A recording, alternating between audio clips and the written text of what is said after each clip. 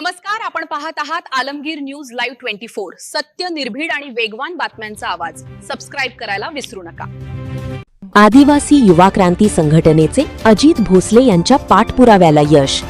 भटके विमुक्त आदिवासी समाजातील एकही कुटुंब योजनांपासून वंचित राहणार नाही। जिल्हाधिकारी डॉक्टर पंकज आशिया, अहिल्यानगर, दिनांक 18 जून 2026। भटके विमुक्त व आदिवासी समाजातील एकही कुटुंब शासनाच्या कल्याणकारी योजनांपासून वंचित राहणार नाही।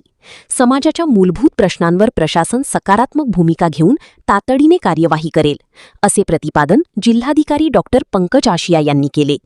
अहिल्यानगर जिल्हाधिकारी कार्यालयात आज भटके विमुक्त आदिवासी संयोजन समिती, विविध सामाजिक संघटना व समाज प्रतिनिधींसोबत महत्त्वपूर्ण बैठक आयोजित करण्यात आली होती। या बैठकीत भटके विमुक्त आदिवासी संयोजन समितीच्या उमाताई जाधव, संतोष भोसले, आदिवासी युवा क्रांती संघटना महाराष्ट्रचे अजित भोसले, पारधी विकास कृती समितीचे विशाल पवार व तुकाराम पवार, ग्रामीण विकास केंद्रच्या शीतल काळे तसेच सहारा सर्वांगीण विकास संस्थेसह विविध संघटनांचे प्रतिनिधी उपस्थित होते। बैठकीत भटके विमुक्त व पारधी समाजाच्या विविध प्रलंबित प्रश्नांवर सविस्तर चर्चा करण्यात आली। अतिक्रमित घराखालची जागा नियमानुसार संबंधित कुटुंबांच्या नावावर करण्याबाबत सकारात्मक भूमिका घेण्यात आली।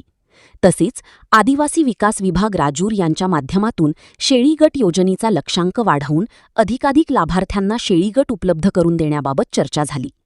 याशिवाय स्वाभिमान सबलीकरण योजना पुन्हा सक्रिय करण्याबाबत तसेच ज्यांना जमीन मिळाली आहे अशा लाभार्थ्यांना विहीर, शेततळे आणि इतर कृषी सुविधा उपलब्ध करून देण्यासाठी आवश्यक कार्यवाही करण्याबाबत सकारात्मक निर्णय घेण्यात आला।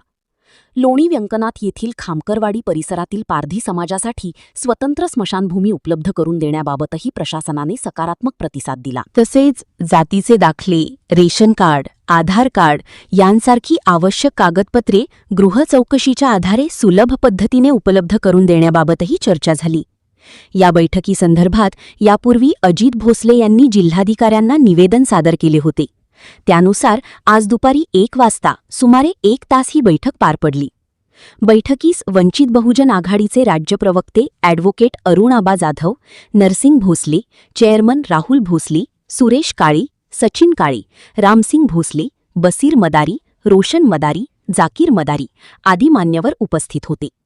समाजाच्या मूलभूत प्रश्नांबाबत जिल्हा प्रशासनाने घेतलेल्या सकारात्मक भूमिकेमुळे भटके विमुक्त व आदिवासी समाजामध्ये समाधान व्यक्त करण्यात येत असून आगामी काळात विविध योजनांचा लाभ मोठ्या प्रमाणात समाजापर्यंत पोहोचेल अशी अपेक्षा व्यक्त करण्यात आली। आज जिल्हाधिकारी कार्यालयाबरोबर कलेक्टर साहेबांबरोबर एक मीटिंग झाली। त्यामध्ये श्रीवंदा पारनेर जामखेड कर्जत या गायरान जमिनी संदर्भात एक चांगल्या प्रकारे चर्चा झाली। त्यामध्ये अजून विविध विषय आम्ही घेतले। त्यामध्ये शासकीय योजना असन, शिक्षण असन, आरोग्य असन, रोजगार असन, दुसरी गोष्ट म्हणजे जात पंचायत असन, बालविवाह असन, बालमजूर असन, असे विविध प्रश्नावरती चांगल्या प्रकारे सविस्तर चर्चा कलेक्टर साहेबांबरोबर झाली। त्याचबरोबर श्रीवंजाचे तहसीलदार, प्रकल्प अधिकारी असे विविध अधिकारी उपस्थित होते।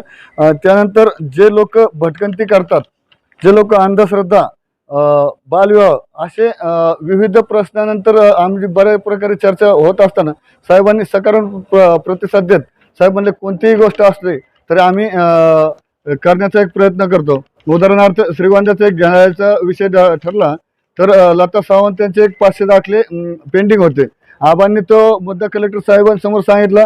ते 500 दाखले देण्याचं लगेच एक तात्काळ मंजुरीचं ते देण्यात आलेलं आहे। म्हणून काही अजून एक मुद्दे होते की स्वाभिमानी सबलीकरण योजना आहे जी बंद पडलेली आहे, ते बरेच दिवसापासून ती चालू करण्यासाठी साहेबांनी ते आदेश दिलेले आहेत। आणि ज्यांना स्वाभिमानी सबलीकरण योजना श्रीगोंदा तालुक्यामध्ये भेटलेल्या आहेत त्यांना ते विहीर वगैरे देण्याचं एक आश्वासन दिलेलं आहे। दुसरी गोष्ट म्हणजे राजूर प्रकल्प कार्यालय येथे एक 68 लक्षांक आहे शेळी पालनाचा, तो वाढवून देण्यासाठी आम्ही साहेबांना मी एक मागे आंदोलन केलं होतं। आबांनी त्या आंदोलनाला चांगला पाठिंबा देऊन तिथे 400 ते 500 लोकांना आम्ही मागणी केली होती, पण प्रत्यक्षात 284 हे आलेले आहेत, अर्ज आलेले आहेत। पण ते एकही अर्ज अपात्र होऊ नये, तळागाळापर्यंत ही योजना जावा ही आमची सर्वांची इच्छा आहे। म्हणजे खास म्हणजे आबांनी चांगल्या प्रकारे आम्हाला मार्गदर्शन केलेलं आहे आणि त्यांच्याच मार्गदर्शनाखाली आम्ही चाललेलो आहे। म्हणजे आज जरी बैठक होती तर आबांच्या म्हणण्यानुसारच आम्ही लावली होती की आबा मानाचे की अजित हे करते पण ते चांगल्या प्रकारे मार्गदर्शक आहेत. आम्हाला इथून पुढं काही असेल तरी पण सांगतील. धन्यवाद. आज दिनांक 18 जून 2026 रोजी अहिल्यानगर येथील जिल्हाधिकारी कर्तव्यदक्ष अधिकारी मान्य अक्षय कुमार यांच्या नेतृत्वाखाली जामखेड, कर्जत आणि श्रीगोंदा या 3 तालुक्यातील भटके विमुक्त व पारधी आदिवासी समाजातील कार्यकर्ते यांच्या उपस्थितीमध्ये आज जमीन, घराखालील जमीन, त्याचबरोबर कल्याणकारी योजना, नागरिकत्वाचे पुरावे या प्रमुख मुद्द्यावरती आज 1 तासाची बैठक मान्य अक्षय कुमार साहेब यांनी घेतली. खरं तर मान्य जिल्हाधिकारी साहेबांनी आदिवासी विकास प्रकल्प कार्यालय राजूर यांच्यामार्फत मिळणाऱ्या पारधी समाजातील काही कल्याणकारी योजना, त्याच्यामध्ये घरकुल आहे, त्याचबरोबर शेळी मेंढीची योजना आहे, त्याचबरोबर बाकीच्या काही कल्याणकारी योजना, स्वाभिमानी शेतकऱ्यांच्या संदर्भात असणारी जमिनीची योजना, त्याचबरोबर सर्व भटकीमुक्त समाजातल्या लोकांना, त्याचबरोबर पारधी समाजातील लोकांना नागरिकत्वाचे पुरावे सगळे मिळाले पाहिजेत यासाठी सविस्तर बैठक झाली आणि संबंधित प्रांत तहसीलदार BDO यांना तातडीने त्या ठिकाणी त्यांनी आदेश देण्यात आले.